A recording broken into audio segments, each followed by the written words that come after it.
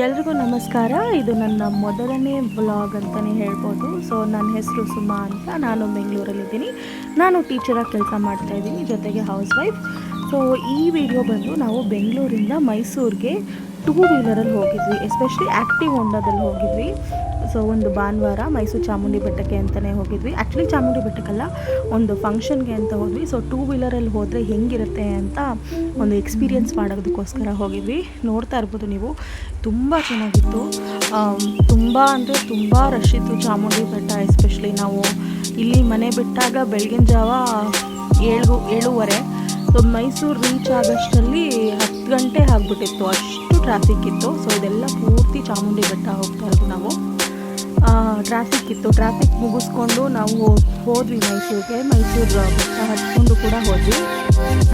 ಗಾಡಿಯಲ್ಲಿ ನಾವು ಹೋದ್ವಿ. ಹೋಗೋವಾಗ ನಾನು ಈ ಥರ ಎಲ್ಲ ವೀಡಿಯೋಸ್ ಎಲ್ಲ ಮಾಡ್ಕೊಂಡು ಹೋಗ್ತಾ ಇದ್ದೆ. ನನಗಂತೂ ತುಂಬ ಖುಷಿ ಆಯಿತು, ತುಂಬ ಚೆನ್ನಾಗಿದೆ ಅಂತ ಅನಿಸ್ತು. ಸೊ ನಾನು ನೋಡ್ತಾ ಇದ್ದೀನಿ ನನ್ನ ಶಾರ್ಟ್ಸ್ಗೆಲ್ಲ ನೀವು ತುಂಬ ಚೆನ್ನಾಗಿ ರೆಸ್ಪಾಂಡ್ ಮಾಡ್ತಾ ಇದ್ದೀರಾ. ಸೊ ತುಂಬ ಲೈಕ್ಸ್ ಬರ್ತಾಯಿದೆ. ಸೊ ನಾನು ನಿಮ್ಮನ್ನೆಲ್ಲ ಅದನ್ನೇ ಕೇಳ್ಕೊತೀನಿ. ನಾನು ಆದಷ್ಟು ಎಲ್ಲ ಬೇರೆ ಬೇರೆ ಥರ ವೀಡಿಯೋಸ್ನ ಹಾಕೋಕ್ಕೆ ಟ್ರೈ ಮಾಡ್ತೀನಿ, ಎಲ್ಲ ಥರ ಕಂಟೆಂಟ್ನ ಹಾಕೋಕ್ಕೆ ಟ್ರೈ ಮಾಡ್ತೀನಿ.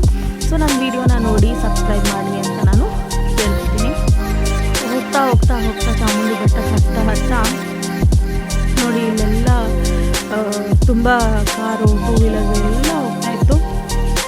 ಸಿಕ್ಕಾಪಟ್ಟೆ ವೆಹಿಕಲ್ಸ್ ಬರ್ತಾರೆ. ಒಂದೊಂದ್ಸಲ ಅನ್ಸ್ಬಿಡುತ್ತೆ ಯಾಕಾದರೂ ಹೋಗ್ತೀವೋ ನಾವು ಸಂಡೇಸು ಅಂತ.